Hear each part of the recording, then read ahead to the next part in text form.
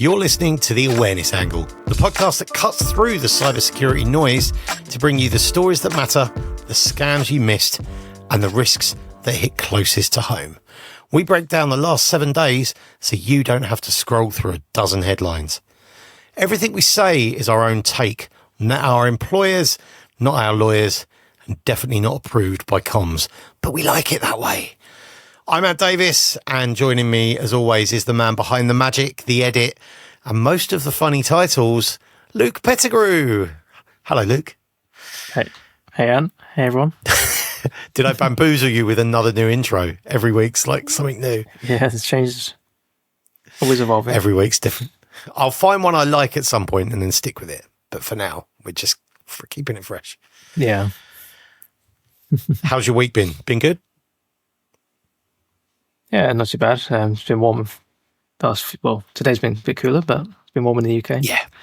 It's been really warm here in the UK. Really, really warm. And it's been warm at the wrong time because I'm going to the cinema to see the new Jurassic World movie at the weekend. So I could have done with that like Tuesday night when it was really, really hot, but it'll probably be raining on Saturday when I go. Right, yeah, so, probably. Typical. If you don't subscribe to the newsletter already, why not? We have a free weekly newsletter that accompanies every single episode. It's available in your inbox. Go along to riskycreative.com and subscribe, or you can get it on LinkedIn where most people get it. And you can just search for The Awareness Angle on LinkedIn or find me and it's there. And last bit of business before we get started. Our latest interview episode came out last Thursday where I sat down with AJ King. He's a behavioral psychologist. He's a UX expert. He's a presentation coach. He's a man of many talents, but this was a really, really interesting conversation on psychology, the reason people click, the way we can approach security awareness. And he's outside of cyber. He's not in cyber. So he's got a really refreshing take. He's familiar with our space, but it was a really, really good conversation already. That only came, like, we record this Thursday. It came out this morning and we've received some really good feedback about that episode already. So it's proven to be an interesting one. Me and AJ do go on a bit. Like there's a bit of waffle in there, but if you get through that, it's like being a fly on the wall. So no, that's cool. It's, like you said, different sort of perspective, not being a typical guest of a having a background in cybersecurity. So it's really good that AJ isn't immersed in cybersecurity, but understands the mission that people like us are trying to make people, humans, everyday folk understand the risks that they face by using computers and the internet and having access to all this data that companies think's really important, but people don't necessarily do. So yeah, you can find that episode in the podcast feed. It's the episode before this one. And there'll be another one out in a week or so. So keep them peeled. We'll tell you about that next time. Right. Let's get straight on with the news. And the first one is yours, sir. I always like that little transition. Yeah.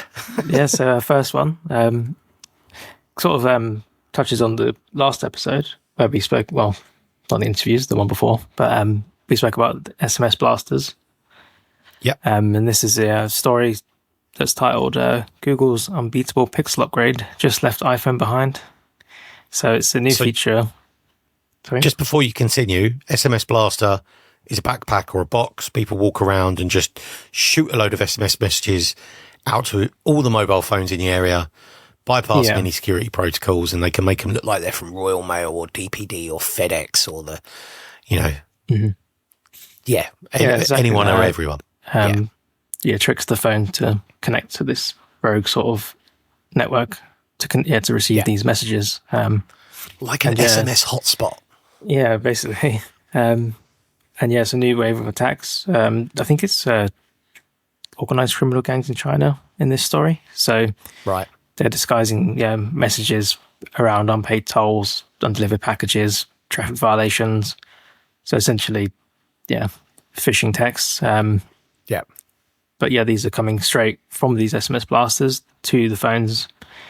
and Google's new feature, which unfortunately is only for Android 16 and Pixel 10. So, and it does. Everybody needs to buy a new Pixel phone. Yeah, it does mention it may not come to older phones, but it's essentially protection for this sort of attack. So, it's a feature that basically will alert you if your phone is connected to a unencrypted network. So it will sort of disable. Well, I think it tells you you're vulnerable to that your calls and your messages and the data is currently vulnerable. So this isn't wireless network. This is cellular network. Cellular, yeah. Wow, it's quite unusual to see that. I guess. So it must be like if it's a cell site that isn't owned by the network or a network, because these must just be rogue cell sites. That's So I've got the there's a screenshot here. Can I share it? So as you can see here, that's the kind of typical warning that you'd see. So yeah, if you're listening, you can find this on YouTube. So as you can see, it pops up non-encrypted connection and that you're vulnerable to interception.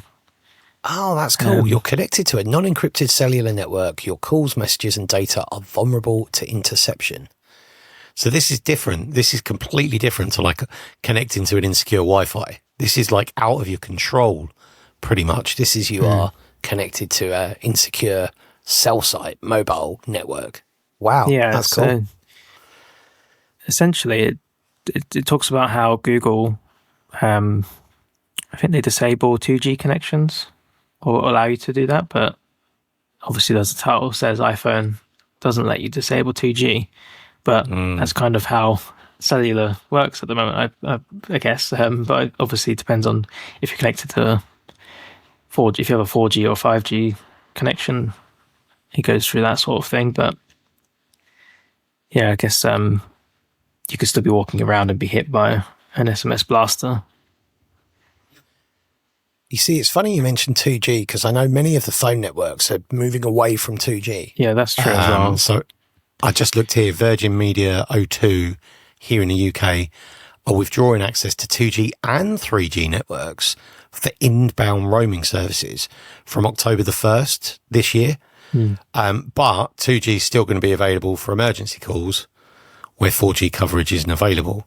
Right. Now, from an iPhone's perspective, for emergency calls, they now have satellite calling. Yeah. So when you have an iPhone and you're out of signal, you get a little picture of a satellite that appears in the top right. So you can make only an emergency call via satellite, which I think the coverage is awesome. So there's no need for 2G in that instance. And iPhone obviously haven't picked this up yet, but it'll be coming in iOS 27 or 28. Yeah, I'm sure they'll add it in. Yeah. That's cool. So if you've got an Android phone, watch out for a warning that you're on an insecure cell network. Yeah, although it seems to be an Android 16 thing. It might not be happening right now, but I guess you could disable 2G potentially on an Android. I think it might affect other things though. I guess your mileage may vary on that. When does Android 16 come out? It's quite soon. I think it's like the beta is being tested now. So is it around September, like on the iPhone one, like the iOS? Yeah, potentially. Oh no! Is it? Final version, it was June the 10th, so it's out now. Android 16, apparently. Okay. Yeah. Yeah. Okay, that's cool. Awesome.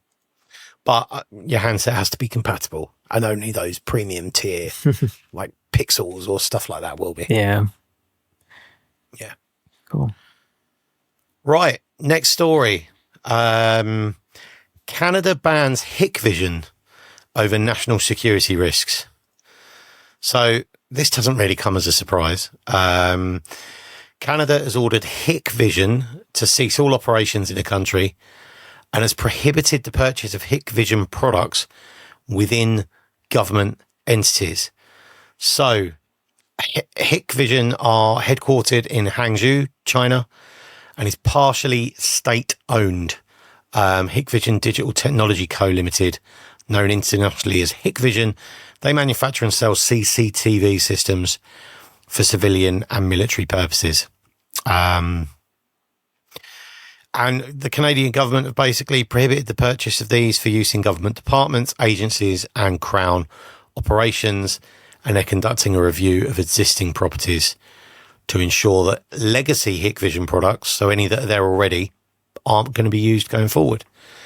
Hikvision have kicked back and said, we strongly disagree and view it with deep concern. We believe this lacks any factual basis, procedural fairness and transparency. It's been driven purely on the parent company's country of origin and not on our cybersecurity merits, say Hikvision. I kind of cribbed that a bit, but Canada aren't the first. China, obviously, the United States have been trying to remove Chinese-made equipment from the country's networks over concerns that they'll be used to spy on them. Huawei, ZTE, Hytera, Pacifica Networks, China Mobile, China Telecom have all been added to a covered list saying they pose a risk to national security. I know Hikvision, I'm sure here in the UK 2-3 years ago, there was something about Hikvision here in the UK as well, like it was removed from government buildings and stuff. Right, yeah. I remember this because where we used to work during COVID, they got Hikvision temperature monitor things, the camera and a screen, and it puts a square around your face as you walk in and then detects if you've got a temperature. And everybody walking in the building was having their picture taken, like clear as day. And I used to have great fun turning that machine off, and then someone would turn it back on again, and then I'd turn it off, and someone would turn it back on again. Yeah, no. So an interesting thing on this is there was a report released, and I haven't got the report to hand, but I heard this on another podcast. Can't remember which one. There was a report released recently about cheap CCTV devices that you buy on Amazon or, other tech stores. Prime Day is right around the corner, right? So if you want to spend 20 or 30 pounds on a camera, really, really think about what footage that's going to get. And the large thing on this was that the report said that there was something like 600,000 exposed cameras that were found on like sites. There's a subreddit called Controllable Webcams, which is basically people find exposed webcams on the internet and share them on Reddit.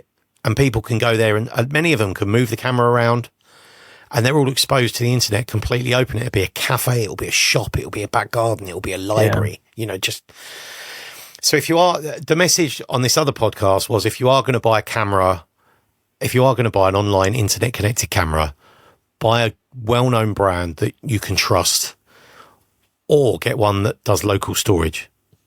So I have TP-Link ones. I assume TP-Link's another name that the US tried to ban. Yeah. But it's been around a long time and it's a household name. So the Tapo cameras store everything on the SD card inside. I can access it through my phone. I can't access it through a web browser because that's not available. So just buy a trusted brand. You're paying, quite often you're paying for the security. No, yeah, I agree. I guess as well, just any internet connected device, smart devices. I mean, Amazon's flooded with unbranded stuff, right? It's always got to be careful what you're buying. Things like even like baby monitors and. I bought a really cheap camera on Amazon once, like an unbranded, looked like one of the TP-Link ones, one of the Tapo ones, but was unbranded. And I bought it just to it wasn't going anywhere sensitive and it was cheap. I didn't want to spend a lot. But then the company reached out to me and offered me another one. Like, we'd like you to try our latest product. Leave us a review. I was like, yeah, okay, you're going to send me a free camera. That's not a problem. So they sent me another free one. And it was like, oh, that's cool. Neither are currently in use. That one is now in my daughter's bedroom. She thinks I'm spying on her. My daughter's 5. This isn't weird. But it gives her security. She thinks we're there. Like, if she gets scared, then we're watching. So I think I also previously called it a spider camera to keep an eye out for spiders. But it's actually not even plugged in and it's not got a battery. So it's just dummy. So, don't buy really cheap cameras unless you're prepared that someone else is watching them. I think that's the message on that. pretty much. Right. Next one's yours, sir. Cool, yeah. So this story talks about how in the UK, thousands of public sector devices are lost or stolen. It's reported that the UK public sector have lost more than 26,000 devices.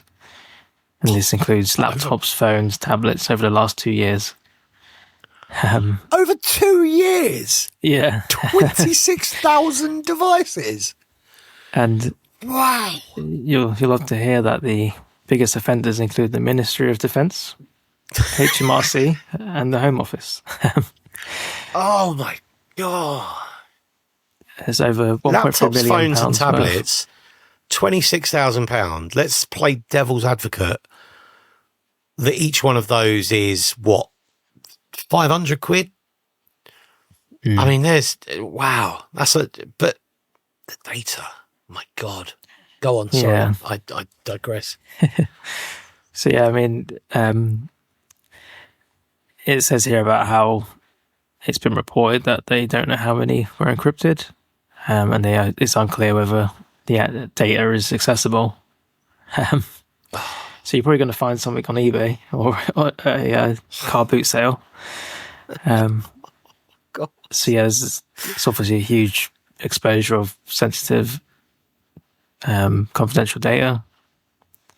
These are devices used by civil servants, government contractors, could have employee data, confidential communications. Yeah, it's quite worrying. It wasn't long ago that you spoke about how the government's still using Windows 95 or whatever it was. And yeah, all these devices are just out there. That's dreadful. Just a couple of weeks ago, actually, I saw a similar news story. And again, equally as the Bank of England. So this was June 13th of June. The Bank of England has come under fire after losing hundreds of tech devices worth nearly £300,000. And it said that the Bank of England has lost or stolen over 300 laptops, tablets and phones between May 22 and March 25. Wow. And Chief Executive of think tank Parliament Street, Patrick Sullivan, says the Bank of England is blundering towards a major security disaster. 30 laptops were lost in the last year, 30 grand in value, but it's not about the value. It's the data on them, isn't it? And if they don't even know if the Ministry of Defence and HMRC don't even know if their devices are encrypted. Yeah, so I mean, they do have a few quotes around how some of these departments have sort of said, yeah, they are encrypted, and I mean, you'd hope it safeguards the data on it. You never know. Yes. Depends how well it's been done. And obviously their statement says that they take it all very seriously. Of course. And yeah, it's just worrying. It's, I know, like, well, I'm not worked in it. I know people that have worked in those spaces. I've not worked in those spaces, but there's quite a lot of contractors in those spaces as well. Ministry of Defence recorded, I'm looking at the article now, Ministry of Defence recorded 103 missing laptops and 387 phones in just 5 months. 5 months? 103 missing laptops in 5 months. You've got to wonder there, right? Missing. So I don't know how many employees we're talking, but it does make you wonder whether or not these aren't locked down as well as they could, and there is a culture of moving them on. Car boot sales, eBay, Facebook. It's yeah. Wow, that's insane. Secure your devices, people. The amount of comments we get, the stuff we've shared about OneDrive and stuff like that.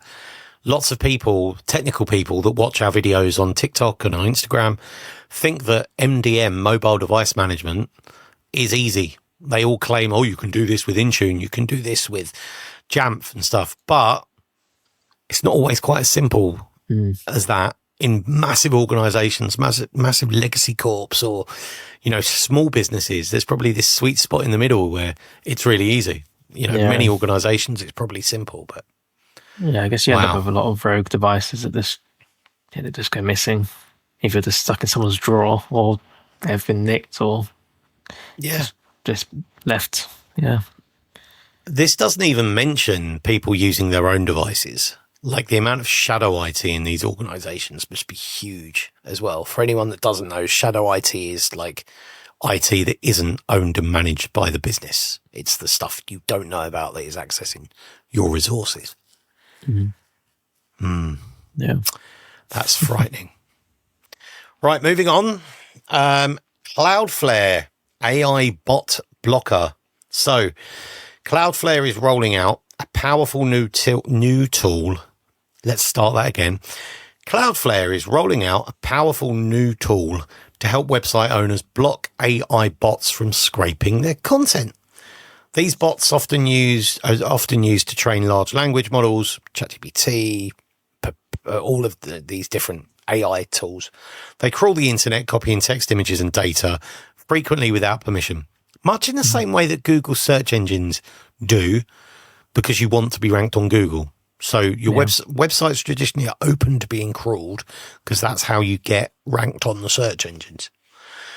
Cloudflare's new detection method doesn't rely on old school captures the things, are you human? Instead, it watches for behavior patterns that give bots away. And it's being made available across millions of websites using Cloudflare's services. So I think 1/5 of all website traffic goes through Cloudflare servers. Many people will be going through Cloudflare servers and they don't even realize. So this includes sites like Sky News, the Associated Press, BuzzFeed. They'll all now be able to block their content from being chewed up by AI tools. And eventually what will happen, obviously, is that these sites will say, oh, you want to chew our content? Pay us. And then people like ChatGPT and other AI tools, Copilot or whatever, will have to pay Sky News and BuzzFeed to chew through their content. Yeah. So yes, Cloudflare are like I said, Cloudflare, 1/5 of all traffic goes through their servers. And Cloudflare are great because they also, we talked about it last week, they're the ones that defend against DDoS attacks. So they can, help protect sites from being taken offline. Yeah. It's the only problem I see with this, and not so much a problem, but in malware, when you get certain malicious software and you run it in a virtual environment, a lot of malware now can detect if it's in a virtual environment. So it kind of plays it back. It's like, am I on a real human computer or am I in a virtual environment?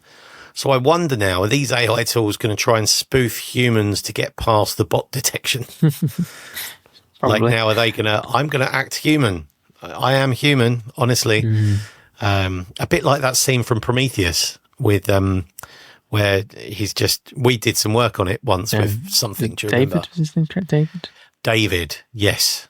Yes, where he's like acting all human, but really he isn't. Yeah. So what's the good news about that? I suppose the good news is that if you are writing content, if you're a creative person, your content now isn't going to get chewed up by anonymous AIs and get spat out at random people. If you're a user of AI tools, this might actually make them worse. Or not worse, this might just slow their growth. Especially like the data won't be as up to date, potentially. No. Might not be able to search as well, get all the sources and stuff. I've got a story about a bit later on. I'll get to a story about how reliable AI data is. There's something else coming a bit later in the show. I'll tell you about. Yeah. Right, that's enough on that. Move on to the next one.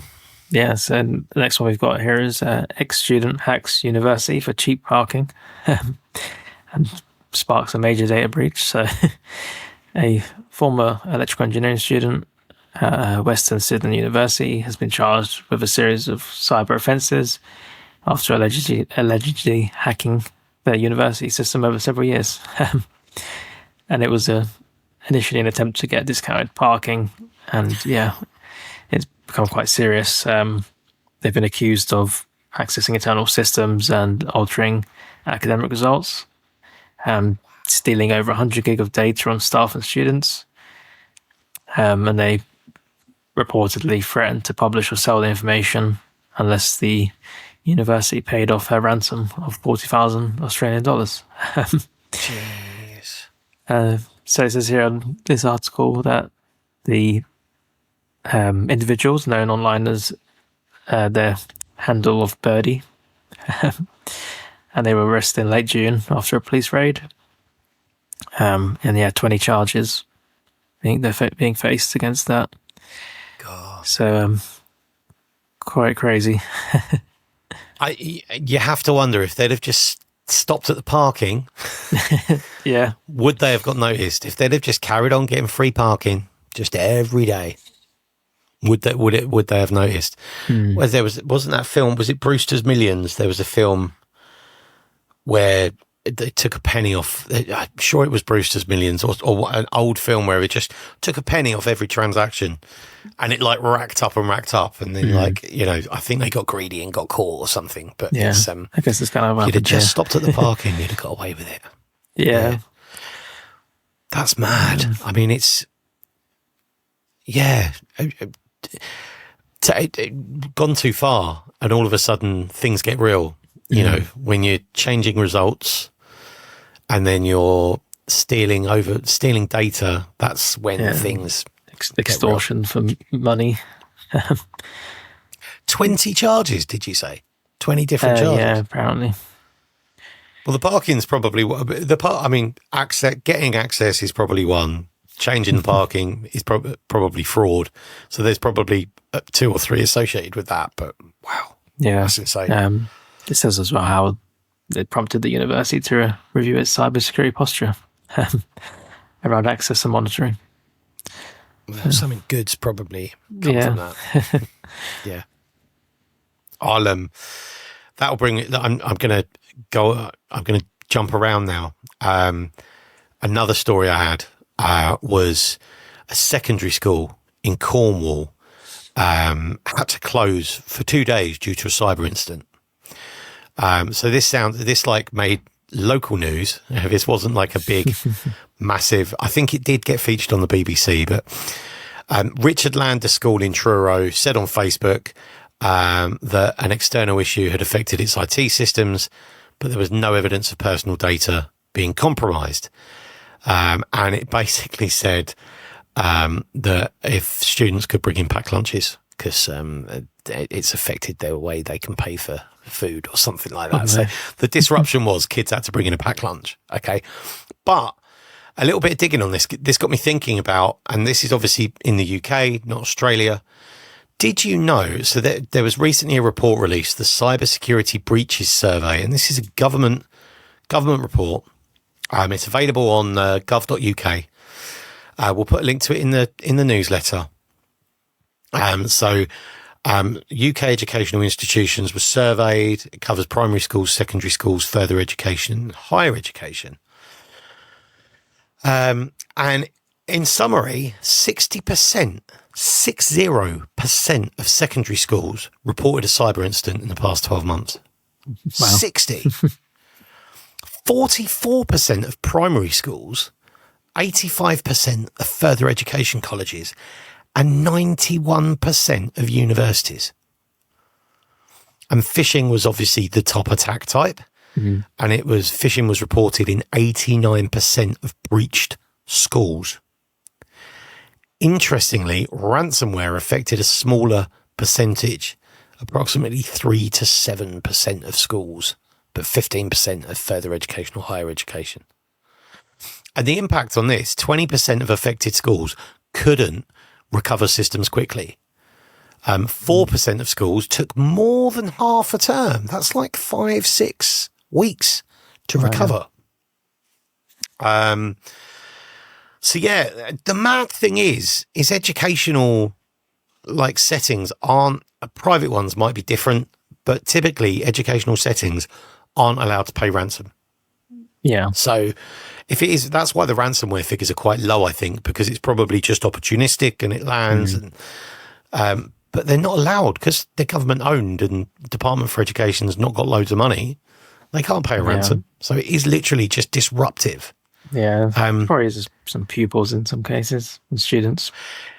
It could be, but it does also make me wonder whether the cyber education is very strong there, like the awareness training. I don't know what awareness training looks like for staff. And bearing in mind, pretty much all staff probably get an email address from, but it's access to systems, isn't it? Like one teacher in each class has access to a computer. So it's the office staff. I don't know. I should ask because I'm a governor at school and I've done the cyber training. But I don't know who else has done the cyber training. So maybe that's something I'll ask. It's an interesting question. Maybe we have a listener that works in the area potentially. Maybe they can. Yeah, anyone's listening. Yeah, and knows. If anyone's listening and you're in education, and tell us what the training's like. Reach out hello@riskycreative.com or leave a comment. That'd be awesome. Yeah. The QR one, sir, you can do that one. I stole the Cornwall one from you. Yeah, that's cool. So this one, QR phishing or quishing. I hate quishing. It sounds... Yeah, it's terrible. Quishing sounds like something we shouldn't be talking about on a, family-rated podcast. But anyway, carry on. Yeah, so the National Economic Crime Centre have issued fresh warning about these QR scams. Obviously, in a lot of cases, they could range from being manipulated QR codes or in a phishing email. Talks about how the fraud reports has seen a sharp increase and is now exceeding £3.5 million. Just sort of covers how it could happen in a phishing email, fake parking. I've seen a lot recent in the news. There was some stuff around parking QR scams again. Seems to always be a thing.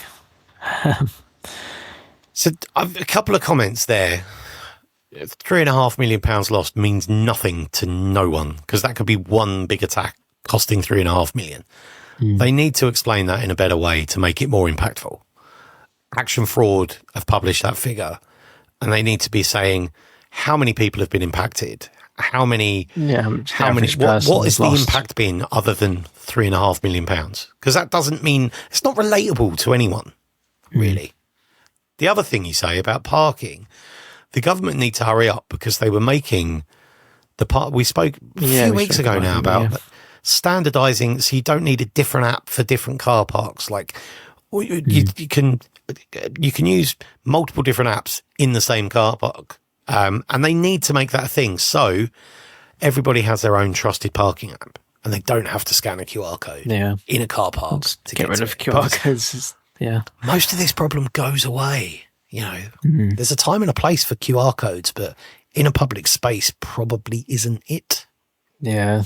I mean, they've obviously been around for a long time, but I guess since 2020 and COVID times, they sort of really were used everywhere. Yeah. To scan various things. I like this article's got a nice little line. What can you do to avoid being a victim of quishing? And it does say QR codes used in pubs and restaurants are usually safe to scan. Scanning QR codes in open spaces like stations and car parks may pose a greater risk. And then it says check for signs that it might have been tampered with, a sticker placed over the legitimate code. If in doubt, don't scan it. And that's good advice, but it's nestled in normal text at the bottom of an article on an Action Fraud website. So, yeah, definitely. It's been in the news a lot, but I guess it's still a thing. It's got to be careful when you're scanning these codes and using the apps that show you the destination. Maybe just go direct or use an app if it's available instead. Native camera app shows you, it never used to, but on iPhone and Android, the native camera app, use it in photo mode to scan a QR code and it tells you where you're going. And sometimes it's tricky as well. They might use a short URL. As we've seen before, a lot of bad looking official short URLs get used. when I was on the train as well, the URL it said you were going to didn't match the URL that it actually went to. So like you have to use some common sense sometimes. If in doubt, Google it. And stay away from the sponsored ads. Just like, it's messy. Just turn off your computer, walk away from your phone, pick up a book, and forget you ever needed it. Yeah. Cool. Next story. Right. Next story. Suspended IT worker jailed after revenge cyber attack cost the firm £200,000. So this story is from the Dewsbury Reporter, everybody's favourite news source. So hi, everyone at the Dewsbury Reporter. Thank you for your story. A disgruntled IT worker from Batley has been jailed after launching a revenge attack that cost his employer more than £200,000 in lost business. Mohammed Umar Taj had been suspended from his role at Huddersfield-based company in July 2022 when he began targeting their systems. And within hours of being suspended, he accessed the premises and altered login credentials to disrupt business operations. He didn't stop there. He changed access credentials and even the company's multi-factor authentication setup, impacting clients not only in the UK, but in Germany and Bahrain. They later found recordings of him discussing his actions. He pleaded guilty and has now been sentenced to 7 months and 14 days in prison. So, wow. Doesn't sound very long, considering. But. No, very specific as well. Yeah, he's so he changed access credentials, the company's multi-factor authentication. He kept recordings, discussed the attack on phone recordings that were recovered by forensic investigators. He set out revenge on his employer following his suspension from work. He targeted their IT system, which he had privileged access to. Look, if you're going to get rid of someone, got suspended. If you're going to suspend someone, make sure you've got everything lined up to click the button.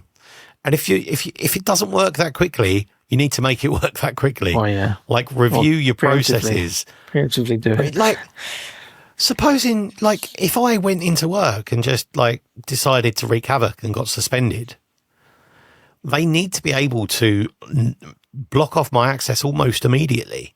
You know, because malicious actors, supposing that was Scattered Spider that was on the network, you need to be able to stop the rot. Yeah. Disable the account, lock it down, shut it down. That's what you need. That's what you need to be able to do. So yeah, it's people with privileged access. You need to watch them, especially, you know, those people with godlike permissions. Yeah. It's funny though, isn't it? One upset employee in Yorkshire, do all that in the UK, ends up, his actions impact someone in Bahrain. You know, it's funny. Yeah. Right, next one.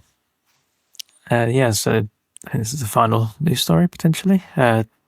Windows has killed off the blue screen of death. So this is, after decades of the terrifying BSOD, blue screen of death, they've retired it now for a wonderful black screen instead with some white text. What is the blue screen of death, Luke? Do you want to explain what the blue screen of putting you on the spot now? I mean, I guess it's just a nice error screen that you see when your Windows machine has sort of had an error from a driver or some deeper level issue. And it's when your Windows machine literally kills over and dies, you go, I can't continue. Yeah. Then it will flash up a blue screen of death. And this screen's changed over the years. So it's been a blue screen of death for 40 years, apparently. It's been a blue screen. And it's changed. They've modified it. There's been like a little sideways smiley face on there and stuff. Now, the problem with the blue screen of death always was that it didn't actually tell you what had caused the problem. It just gave you like a 0x8003469D. Yeah, you just disappeared before you got a chance to note it down. So this black screen of death, which is still called the BSOD, apparently now tells you exactly which application has caused the crash or what it will say NVIDIA graphics driver has killed over and died in different wording, but essentially that. But why change it to black? Why is it not still blue? Yeah. Like, and this is the problem, right? If I didn't know this and all of a sudden I get a black screen of death and I didn't know what it was, I'm going to think that's ransomware. I'm going to think that's malware. I'm going to think someone's infected my machine. And many people will call a help desk or a SOC and go, my machine's got a black screen I don't recognize on it. If you ring up someone on help desk and go, I've got a blue screen with an error code, they'll be like, oh, yeah. I know what that is. Exactly. Yeah. But that's now, crazy. Yeah. It's funny. This news story talks about how they have called it simplified UI. And they've put here because a blue background with white text was apparently too complex. It's been fine for 40 years. Yeah, and everybody knows it. Well, most people know it. I'm sure everyone's seen it who uses a Windows machine. The other thing with the blue screen of death is it's the only thing you would ever see that look like that. How many black screens with white writing do you see in a Windows? If you look below the hood. Yeah, if you're doing Windows updates. Black screens with white writing is everywhere and has been for years. Predates Windows. DOS, which predates Windows, was a black background with white writing. So the blue, you knew what you had with a blue screen. They even, for a little while, there was a red screen of death. Do you remember that? Vaguely. I don't know if that was Vista. It might have been Windows Vista, but there was a red screen of death at one point. I know there was something different with Vista, but there was definitely a red screen of death. But shame on you, Microsoft, for getting rid of the blue screen of death. Everyone's favourite. Yeah. Rest in peace. Rest in peace. Blue screen of death. Yeah. I think that's the news for this week. Cool. Yeah. Yeah. Cool. Okay. Just two things I wanted to mention. These aren't written down, so I'm taking you by surprise here.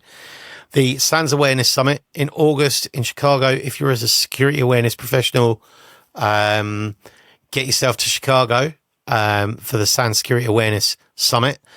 I also saw this week that the let me just try and find it. Security awareness.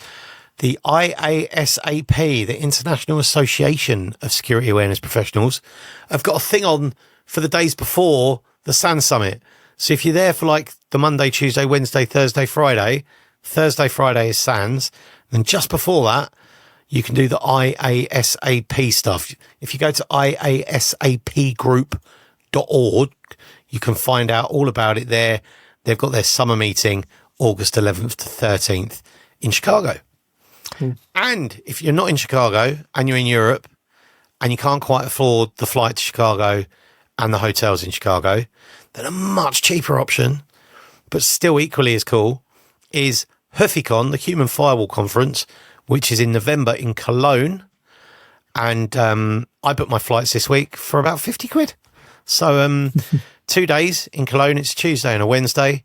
And I think you can get out there. If you book it now, you can get out there, stay in a hotel. All of that will cost you less than £300, and you get a 2-day conference. But you do, Huficon's awesome because not everyone can just go. You have to like apply to go, and they then, so it's like if you get in, you're privileged. Ralph Schumacher, you're an F1 fan. Ralph Schumacher is one of the keynote speakers. Interesting. Yeah. So I was just going to add... Huficon is run by SoSafe as well, just to say. So that's like SoSafe's conference. The website, I've never been, but the website makes it look lovely, like the stage set and the lighting and everything. It looks like the vibe feels really cool. That is interesting. I was just going to quickly mention the... I think the SANS Summit you can attend virtually as well, if you can't. You can. Yes. Yeah. And it's free to attend virtually. I'm sure it is. I have to double check. You did that last year, didn't you? I went in person. I did. And I'm sure you jumped on some of it remotely. Yeah, you can. Because it's down as live. They did all the cool illustrations, didn't they? They each talk and speech. They illustrated and had someone illustrating them, which was really cool, really unique. Yeah. You get added to a Slack instance. Yeah, and everyone who's attending virtually and in person gets to chat about it on the Slack, and there's a great community element to that as well. That's pretty cool. Yeah, no. It does seem it is available to attend it virtually. Cool. And you get some SAN CPE credits as well, if anybody needs those. That's good. Do you need those? I don't need those. I think I have enough from the last time, potentially. I'll just double check. You'll have to double check. Yeah.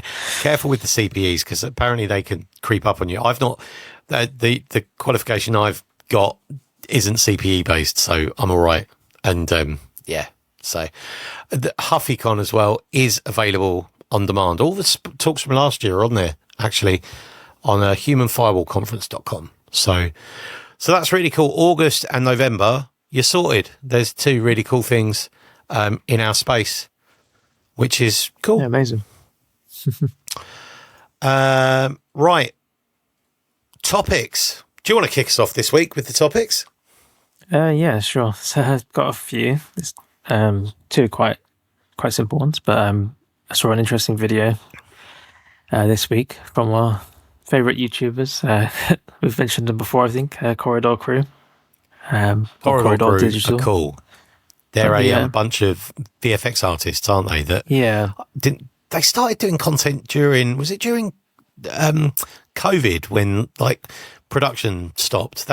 I think that's when we discovered them, because they like really put effort into their YouTube channel, because movie production shut down and they had something to do.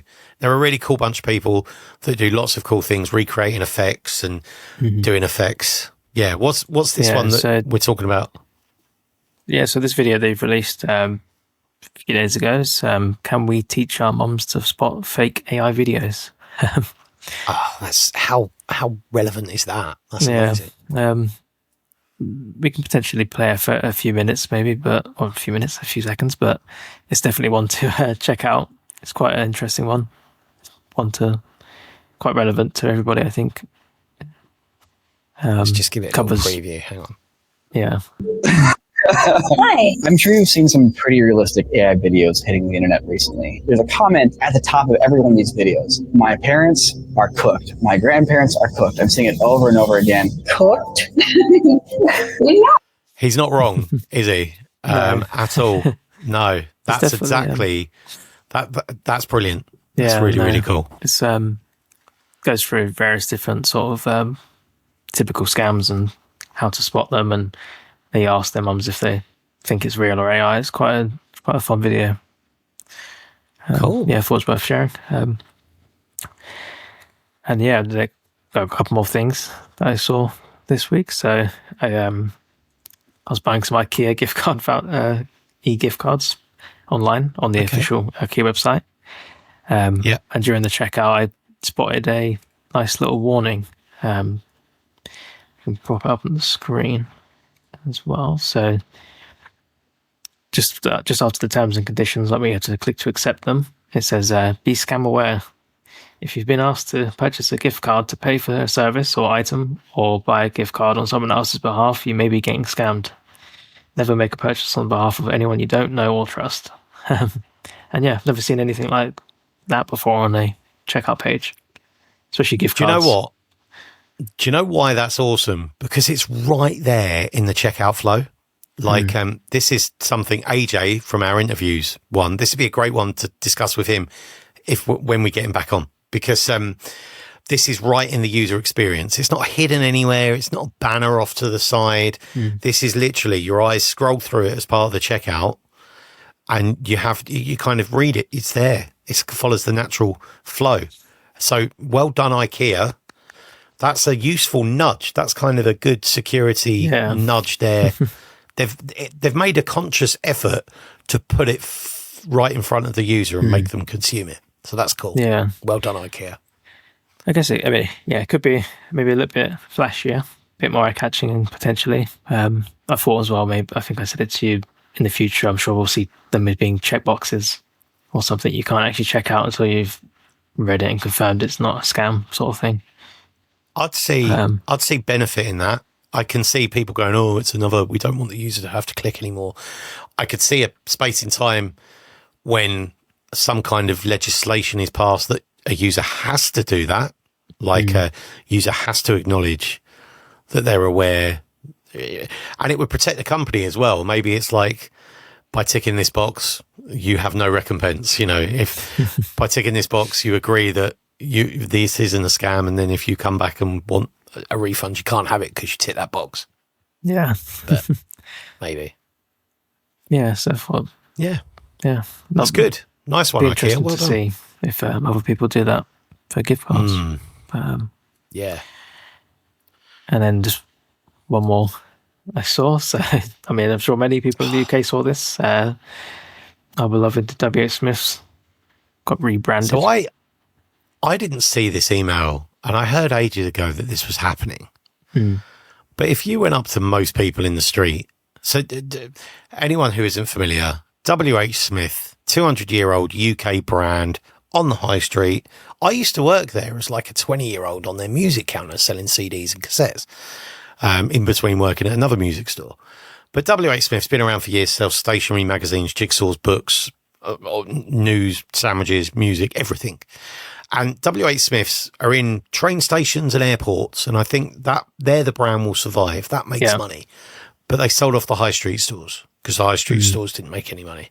Yeah. And they've rebranded them. This isn't a branding podcast, but we're interested in the creative because we've created brands for security internally, and we create creative content, visually interesting content that people have got to engage with. TG Jones. So yeah, that's what it now looks like. Literally looks like a phishing. We need a name like Smith. We need a name like Smith. Jones. Yeah, it's the second most popular English surname. Okay, WH, A, B, C, D, P, no, T, Tom, what's it? Tom, yeah, T, let's go with T. It's like, TG Jones means nothing. It just meant to sound familiar. Yeah.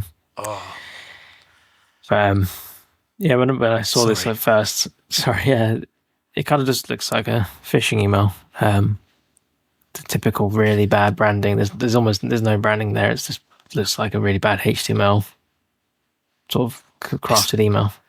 It's like the most basic logo ever. The colour is close to WHSmith blue if it's not the same. So this email is basically a privacy notice update. As part of our exciting transition from WHSmith to TG Jones, we've refreshed our privacy notice, which is a link. But this email's come from TG Jones. It would have been better coming from WHSmith, announcing some like, WHSmith is now TG Jones, announce the brand transition, tell the story. But instead, you've received this and there's been no prior warning from who TG Jones are. No, exactly, yeah. It's Marcus Spam. There's a lot of things to take from this one, yeah. And again, right, I know they probably have to send this email, but if you're an average Joe, this says, we've refreshed our privacy policy to ensure you understand how we process and keep your information safe. Notable changes, updates to confirm our data controllers. What the hell does that mean? Like, my mum is not going to know what that means. New details for contacting our data privacy and support teams. She'd know what that means, but why am I getting this email? Have I been breached? Have I got a privacy concern? Who are TG Jones? Where did they get my, so many questions. It's just bad. It's just awful. Yeah. If that brand's going to succeed, it's bad, isn't it? It's not very good. No. Yeah. And those are my three stories for this week. Okay. What have I got for us this week? So I've received a ton of scam messages. Do you remember we talked about Turby a few weeks ago? Yeah. I got another Turby message. So someone from Turby HR reached out to me offering me a job opportunity, which obviously I'm not interested in. I got an interesting message on my Instagram, and obviously this was to my personal Instagram as well. This wasn't to my the Risky Creative, the one that we share all the podcast stuff on. So my Instagram is locked down. It's very private. But someone managed to find me. I've had the account years, so that's probably how they found me. But the message here is from Ms. James Martin 229M. 2 posts, no followers. Doctors told me that I had little time left for cancer. I decided to travel alone and bid farewell to this world quietly. I have no children. My only regret is that I can't spend this life with you. You are my first love, and you will always live in my heart. I leave you a precious legacy. I hope this friendship will bring us together again in the next life. Please keep this information safe. Then there's a web address, a username, a password, and $7 million. So right. obscure the URL in post, because we probably shouldn't share that in hindsight. But yeah, it's this. Do you know what's interesting about this? And this is a little angle on this. I took a screenshot of this and uploaded it to ChatGPT. Right. And I literally, no context, no words. I literally just uploaded the image to ChatGPT. And ChatGPT's response said, "This Instagram message is almost certainly a scam. Here are the red flags. It's too dramatic and emotional. Scammers often use emotional stories, e.g. terminal illness, lost love. Unsolicited message with sensitive info. Legitimate users don't randomly share private links, usernames and passwords, and massive crypto balances." That's actually what ChatGPT says. Suspicious link. The URL is extremely suspect. It's likely a phishing site. Poor grammar and structure. The message mimics a romance or legacy scam script that's commonly seen in online fraud. And no real profile presence. The sender only has 0 followers and 2 posts. Another classic sign of a fake or bot account. What to do? Do not click the link. Do not respond, block and report the account. I'm sorry, if ChatGPT can tell me that within seconds, why is Instagram letting that message land in my inbox without it? That's not in spam. That landed in my Instagram inbox. Yeah, but it does say block, delete, or accept. Why does it not give a reputation rating? Why does it not say our AI thinks that this is a scam? Just. No, it's amazing. Again, we spoke about these platforms, specifically Meta, right? Meta are bad at this. Like, they're going to shoot me down. I'm going to lose my followers. In a related article, I got 2 strikes on TikTok this week for talking about Windows key plus R and talking about Doge ransomware. I successfully appealed both. But it's nice to see, actually, in hindsight, that TikTok have blocked my content because they thought me talking about that was malicious. Meta isn't blocking anything. Like, there's nothing being flagged there. This is, it's a decent use for ChatGPT. However,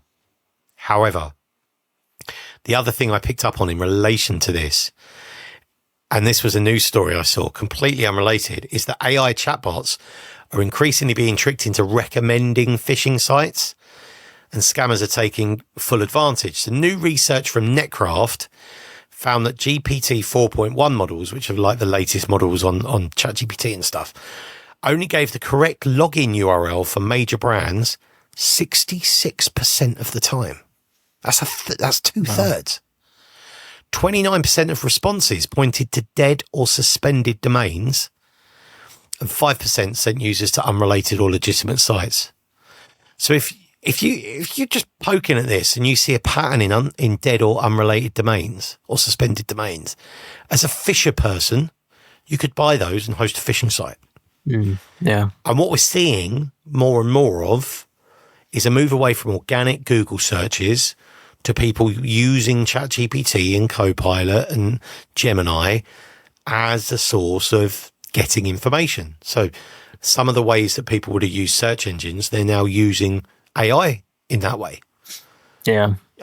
So if AI is spouting URLs at them and the URL's not right, just today, like, you paste a news story into ChatGPT and I did this with a BBC link. I pasted the BBC link into ChatGPT and it told me it was about a ransomware at a school in Truro.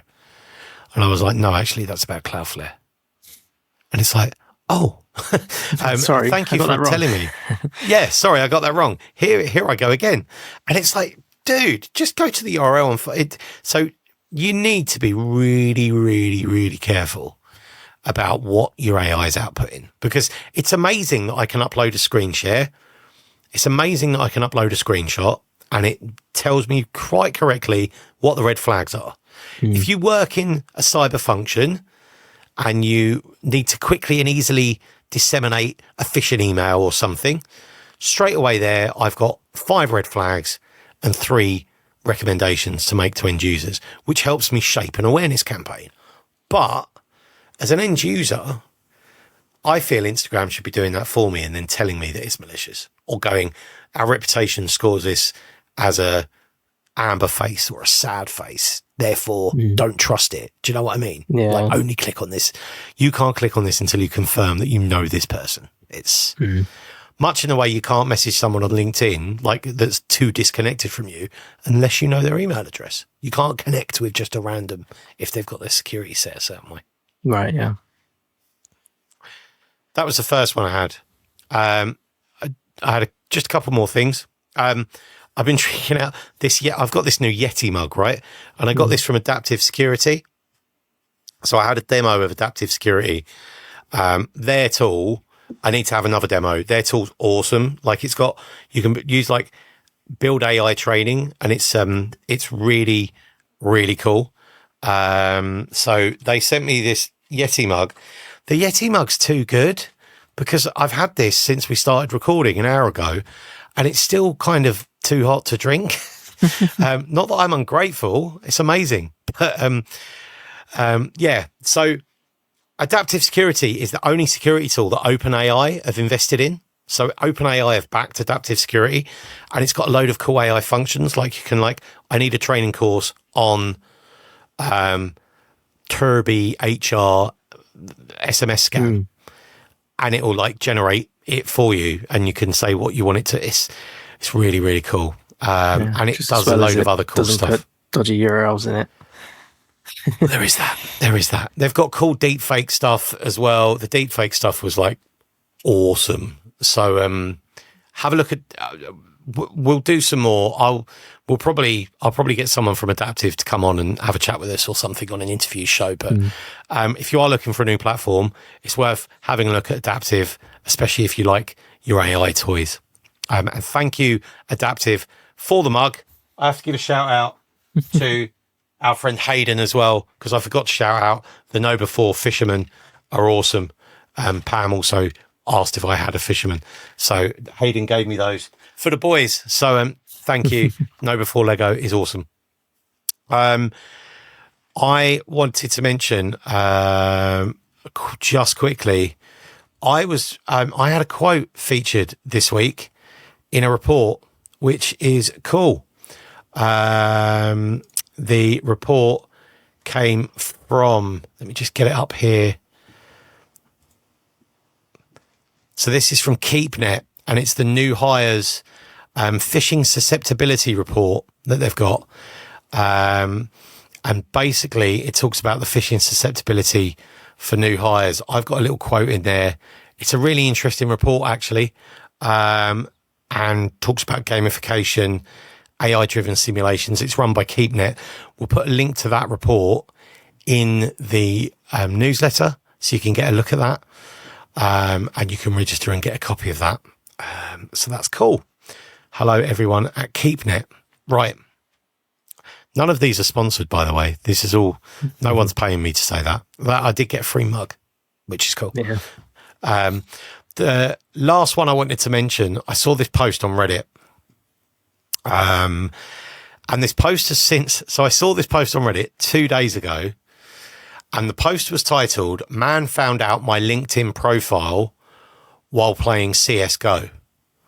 So the person was playing Counter-Strike, and then, well, let me just explain, right? So I went, as we were preparing for the show today, I'd saved the Reddit link, and I went back to the Reddit link, and it just said, sorry, this post was deleted by the person who originally posted it, right there at the top.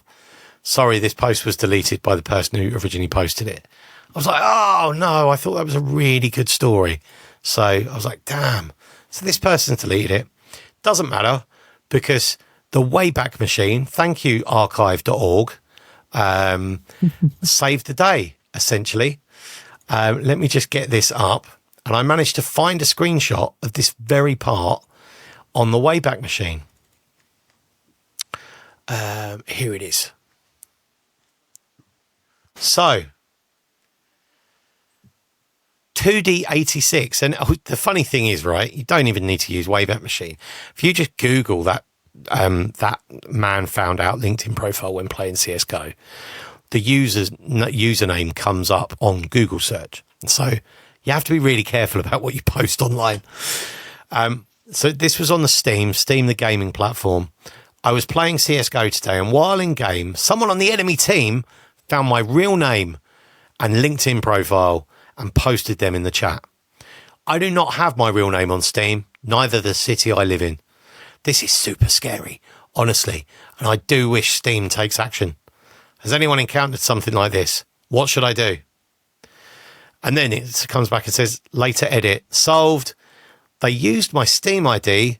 Apparently they keep a record of everything I did on Steam in 10 years, even if it was deleted or overwritten. There was a slip up in there. Thanks for commenting though. No, I'll go and live in a cave. And when you look at the actual thread here, this is just an example of why you need to be really careful about what you share online. I'm not the most discreet person. A single glance at your Reddit history here, and I can tell that you live in or near Braslov, Romania, with your mum and a dog and plenty of other details about you. If you're the same way in Steam discussions and on other people's profiles, you may have accidentally doxed yourself. Yep, maybe you found content he posted and linked in his socials with a Google reverse image search. And then I don't think most people know how much they reveal online that doesn't make more than 10 minutes of Googling to put together. Damn, could you imagine making a Reddit name almost 20 years ago that's just your name? Simpler times, says Andrew V. So I'm guessing Andrew V's real name is Andrew. Yeah.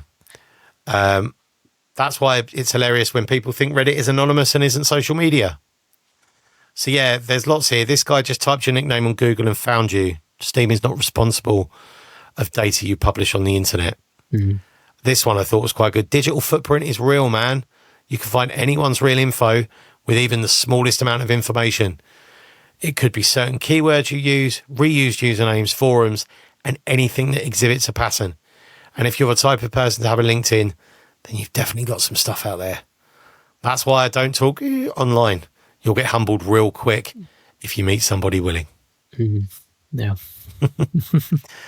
So, and someone's linked to OSINT framework, which I think I've shared just a few weeks ago on the show as well, where you can obviously dig into the different sources and it tells you where you can find everything out about people and all these different sources where you can do some basic OSINT. Yeah, it's kind of a starter mode. Dark mode's a bit nicer than light mode. So yeah, be careful what you post online, people. Yeah. When you share that, if you could make sure you hide my Reddit username, that would be amazing. I always so yeah, crop it out. Yeah. Yeah. I think people don't realise, like it's so easy to find this information if you're reusing usernames and freely just posting things on forums and public places. It's going to get scraped and people are going to find it. A topic for another time, but my kids' school have recently just signed they've signed a charter, which is like no mobile phones at their primary school. So up to the age of 11, no smartphones. And they encourage children, if they're walking home, to get a dumb phone. And some of the mums are like, oh yeah, I don't think they should have them until they're 15, blah, blah, blah, blah, blah. They can't be trusted. We know other parents, kids in year 5, so kids that are like 9 and 10 have got smartphones now and have got TikTok. And we've only just let my 12-year-old have TikTok. But TikTok's parental controls now are quite good. Like they've brought new parental controls in. The amount of parents that don't know about parental controls and just let their kids do anything and everything. But beyond that, we regularly have a conversation with our kids about when you share something online, it's out there. You know, these apps, Snapchat used to be like, oh, the image is gone after so long. And if you take a screenshot, you're notified. There's still a way, right? There's still a photo of the phone or a different apps. There's ways around it, right? Only post stuff on the internet if you're prepared for it to stay there forever. And I say this to the kids all the time. And that's the message. It's not training. It's not restrictions. It's not letting them have access, in my opinion, because then you just make them want it more. And when they get it, they abuse it. Just talk to them constantly. Open discussions about sharing responsibly and responsible online usage. But the problem is many of the parents don't understand this either. And in which case you're kind of doomed. So... Yeah. If you're listening to this podcast, you've clearly got an interest enough in being safe online. And that's the conversation you should be having with your kids. Talk to them about being safe online and good, secure online behaviours. I think that's important. Maybe that's definitely something we should cover. I might get someone, actually, I do have someone that I've been meaning to get on from a child online safety charity. So cool. Yeah. I'm going to get them on the interview series. We'll get them on and have a chat with them about kids being safe online. I think that's quite important. Yeah, definitely. Yeah. Right. I think that's pretty much us done. By the time we record next week, I'm hoping to go to a local small business keeping your business safe day. It's run by the local police force and Vodafone. I saw it, it's only down the road. So I was like, I'm going to go to that. So it'll be interesting to see what they're talking about and see what local businesses, smaller businesses kind of attitude is. We work at big businesses, like FTSE 100 kind of. So it'd be interesting to see what the smaller, there's probably going to be no one there, but we'll see. I'll go and it'll just be me. Most famous one. It'll be me, a couple of police officers and someone from Vodafone. Yeah. Yeah. So I'm only going to push the podcast, but it'd be interesting to see what they talk about. Yeah. Yeah, definitely. Cool. Right. I think that's it from this week. Another packed week. Do let us know what you think of the show if anyone's still listening. It's really important that we know what you like because we want to do that. So we had Android 16's new security features, Hikvision, cheap cameras. Keep an eye out. Prime Day's around the corner. We might talk about that again next week because I think it'd be landing around then, I think. Yeah, I think it's the 9th. Probably passed by then. 11th. Oh, okay. It's probably passed by then. Yeah. Be careful what you're buying on Prime Day. Then, if your organisation is losing laptops and phones left, right and centre, do something about it. Disable the accounts of anyone you suspend immediately. Don't scan dodgy QR codes. Don't set off malware and ransomware and phishing emails at schools. That's just not good. And if anyone from Microsoft is listening, bring back the blue screen of death. Show your parents the AI video, Corridor Crew. Share it with your parents. Share it widely. It's awesome. Yeah, I haven't watched it, but everything they do is awesome. Luke thinks it's awesome, so share it with your people. Cool. Okay. Speak to you next week. Cool. Yeah. Catch you next week. Yeah. Bye, everyone. All right. Bye, everyone. Bye.